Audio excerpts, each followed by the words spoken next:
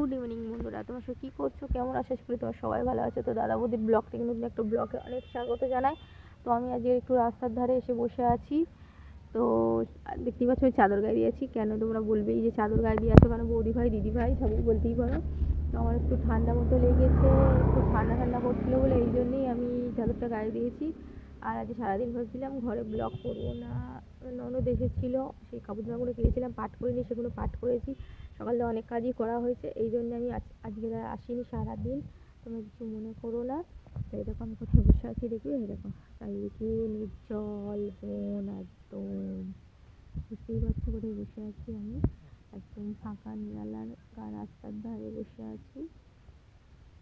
আর সবাই যাচ্ছে, আমার দিকে তাকিয়ে তাকিয়ে যাচ্ছে। আমি কি রূপ উঠেছে দেখতে পাচ্ছ তো, কত রূপ উঠেছে আমার মুখে। অনেকগুলো বয়স্ক লোকও আসছে, মহিলা আসছে। তো চলো আমি তো ব্যাক ক্যামেরায় দেখাই কোথায় বসে আছি, আমি কেমন বসে আছি। তো চলো, ওই দেখো ধান জমি, দূর দূর সব মাঠ দেখতে পাবে, মাঠ খালি মাঠ ধরে করছে ধানের জমি।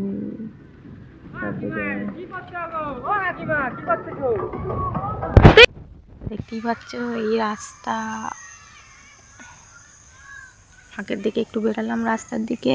ওই যে বয়স্ক মহিলারা বয়স্ক বুড়িরা হাঁটতে হাঁটতে যাচ্ছে, ওই আমাদের স্কুল মাঠ। আর আমি এখানে বসে আছি।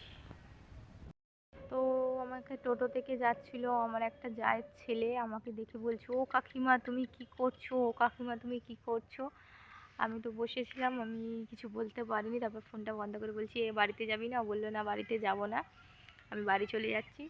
তো চলে গেল, আমি বসে আছি এখনো, একা একা বসে আছি, ভালো লাগছে না।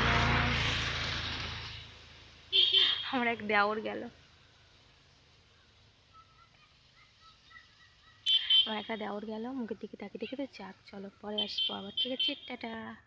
তো বন্ধুরা মাঠে বসেছিলাম বিকালবেলা, দেখলে তো বলো আমি চলে এসেছিলাম, আমি তোমাদের দেখাতে পারিনি। আমি অনেকগুলোর সাথে চলে এসেছিলাম, অনেক ছোটো ছোটো বাচ্চারা আমার পিছনে লাগছিলো, তার সাথে চলে এসেছি। এসে ঘরে এসে দোকানে গেছিলাম, দোকান থেকে এসে আর এই বসলাম, রান্না করব। রান্না তো হয়নি, ছেলে মেয়ে এখনও পড়তে গেছে, এখনও আসেনি, আসবে।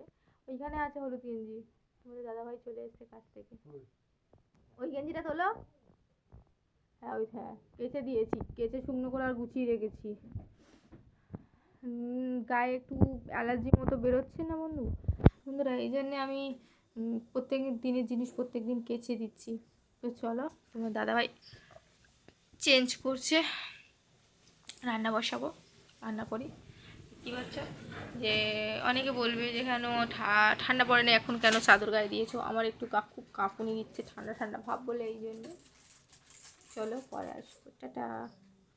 বন্ধুরা দেখতে পাচ্ছ তোমাদের দিদি ভাই রাত্রেবেলা খাবারের জন্য রেডি হচ্ছে, তৈরি করার জন্য।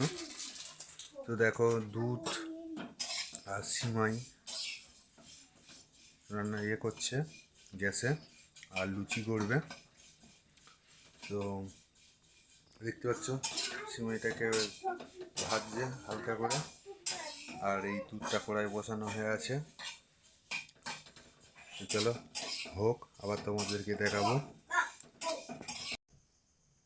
তো বন্ধুরা দেখতে পাচ্ছ আমাদের আলুর দম হয়ে গেছে, আলুর দম এটা।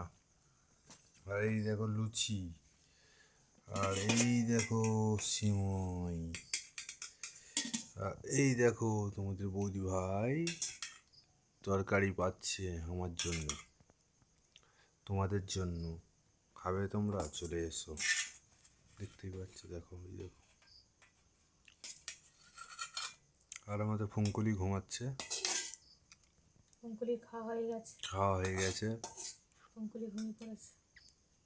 তো চলো খেয়ে দিয়ে আসছি, তোমরা খাবে তো চলে আসো। এটা নিমকি, এটা নিমকি, মজা বেশি হয়েছে তাই ভেজেছি।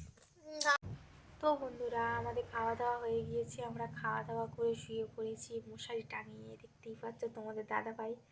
আর আমাদের বাবু এই দেখো শুয়ে পড়েছে, বা ঘুমিয়ে পড়ছে। তো চলো ভিডিওটা আজকে এতটুকুই রইলো। যদি ভালো লেগে থাকে অবশ্যই লাইক কমেন্ট শেয়ার করো, চ্যানেলটা সাবস্ক্রাইব করো, আর আর পাশে থাকা বেল আইকনটা পেস্ট করে রেখে, যাতে আমি ভিডিও পোস্ট করলে নোটিফিকেশান তোমরা আগে পেয়ে যাও। আর অবশ্যই ভিডিওটা দেখো, দেখে একটা হাতের ছোঁয়া লাইক করে দিয়ে যেও। একটা লাইক করলে আরও ভিডিও করার, নতুন নতুন ভিডিও আসবে, আবার করার আশা বাড়ে। ঠিক আছে, তোমরা যদি আর সাথ দাও কে দেবে বলো, তোমরা যদি নিয়ে করো। তো চলো, আজ ভিডিওটা এতটুকুই।